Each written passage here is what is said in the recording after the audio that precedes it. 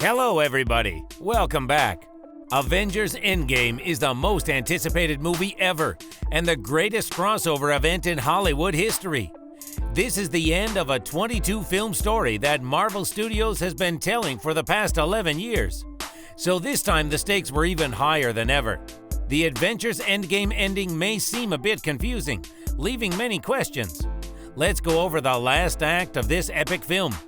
Warning: this video contains the main Avengers Endgame spoilers. To begin with, let's see how time travel happens and how it affects the future. The main idea is that any change in the past doesn't affect the future, but creates another alternative reality, a new timeline. That is why Rhodey's idea to go back in time and kill the baby Thanos was rejected. However, this didn't stop Deadpool. This theory is also confirmed by the fact that Nebula didn't disappear after she killed her version from the past.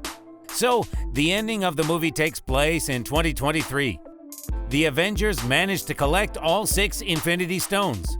Professor Hulk puts on the Infinity Gauntlet created by Tony Stark and snaps his fingers, hoping to return half of the inhabitants of the universe destroyed by Thanos, as well as bringing the Black Widow back to life.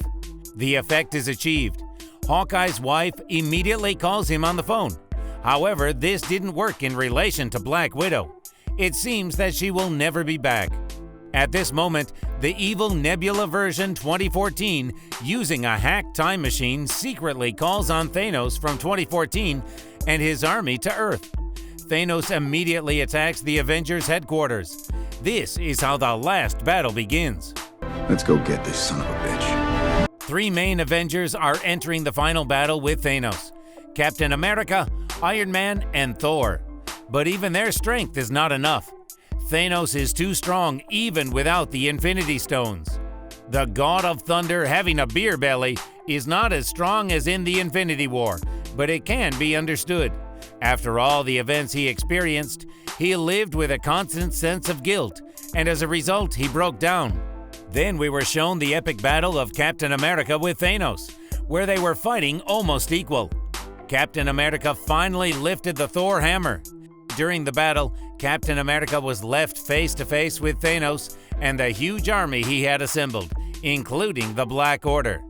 However, when it seems that everything is lost and Thanos is about to win again, portals are opening leading from across the galaxy. Doctor Strange, Wong, and other wizards collect and transfer all the characters that the Earth could offer to the battlefield, the fighters all over Wakanda, the remaining Asgardians, as well as all the living and resurrected characters of the Marvel Cinematic Universe. Even Howard the Duck comes to battle, but you may not have noticed him. As Spider-Man explains, the last thing any of them remembers is turning to dust. They have no idea what happened in the last 5 years, and they just focus on contributing to the universe defense. And then Captain America finally says the long-awaited phrase, "Avengers! Assemble." Do you remember the news that the scene with the simultaneous participation of several dozen familiar characters was filmed for the 4th Avengers? This is the first of them. Finally, we saw where all the characters from 21 films came together against one common enemy. It was a large-scale epic battle, which is comparable in wow effect to the final battle in Ready Player One, but even cooler. In the end, even Captain Marvel arrives, who breaks through the Thanos spaceship. After all, she sharpened such a trick in the Solo movie. She stops Mad Titan from making a snap. However, he uses the Power Stone and strikes Carol. Iron Man sees Doctor Strange, showing him his forefinger. It is at this moment that Tony Stark realizes that this is the one of the 14 million chances to win, which Strange foresaw in the Avengers: The Infinity War. He gave the Time Stone to Thanos and saved the life of Iron Man for this chance. Tony Stark deceives Thanos by taking not the new Infinity Gauntlet, but the Infinity Stones. Thanos stated, "I am inevitable." Tony Stark, in response, using his costume, collects the stones in the new Iron Gauntlet and says, "I am Iron Man." That is the very phrase that started the Marvel Cinematic Universe in 2008. I am Iron Man. Knowing the consequences, he snaps his fingers and erases Thanos and his army. Victory comes at the cost of Tony's death from injury. Only one of these stones is able to completely destroy the mere mortal, and Tony held 6 of them. He has only a few minutes to say goodbye to Pepper Potts, James Rhodes, and Peter Parker. However, Tony is an ordinary person. How could he manage to hold the power of 6 Infinity Stones? Having received all the stones, Tony Stark does not writhe in pain, as Hulk did when he put on the gauntlet. He was even calmer than Thanos in the Infinity War. This can be explained by the fact that the Infinity Stones have its own mind. They somehow obeyed Stark and gave him the opportunity to make a snap.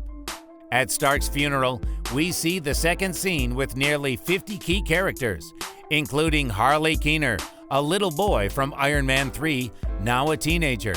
Who knows? Maybe he will become the next Iron Man. Is that Iron Man? Technically, I am. Technically, you're dead. Has Iron Man died forever? Most likely, yes. But there is something in the Marvel Comics that can be a way for him to return if he wants. At the end of Civil War II events, Stark was badly hurt. But then we find out that he created an AI of himself, with his mind, extensive knowledge, and intelligence, in case his body stops functioning.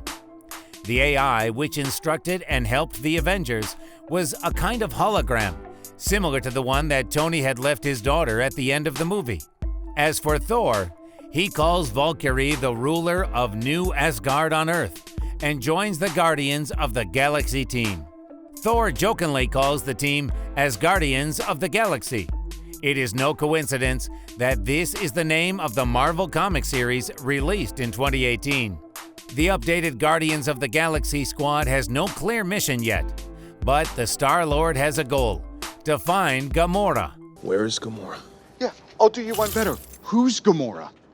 I'll do you one better. Why is Gamora? Notice, not our usual version of Gamora, who is still dead after being killed by Thanos in the Infinity War, but rather Gamora 2014, who passed through the time portal with an evil Nebula. This could be the storyline that will be shown in The Guardians of the Galaxy 3 by James Gunn. At the end of Endgame, Steve Rogers was designated to return the Infinity Stones to the same time points from where they were removed. It was the only way to avoid the creation of new branches of reality.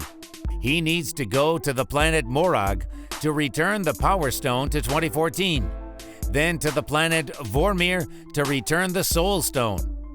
It would be interesting to see the meeting of Steve Rogers and the Red Skull. Then he needs to go to the Battle of New York 2012 to return the Time Stone and the Mind Stone. Then to Asgard 2013 to return the Reality Stone with Jane Foster. And finally, Cap must return the Space Stone under the protection of S.H.I.E.L.D. in 1970.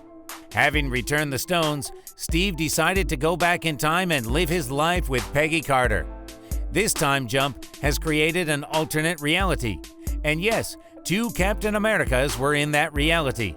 The first one lay in the ice, and the second one came to the long-awaited dance that he promised Peggy Carter in Captain America: The First Avenger. Thus, Rogers got old and lived with Peggy in an alternate reality, not the original one. Then he had to jump into the main universe in order to give Falcon the shield and the title of Captain America.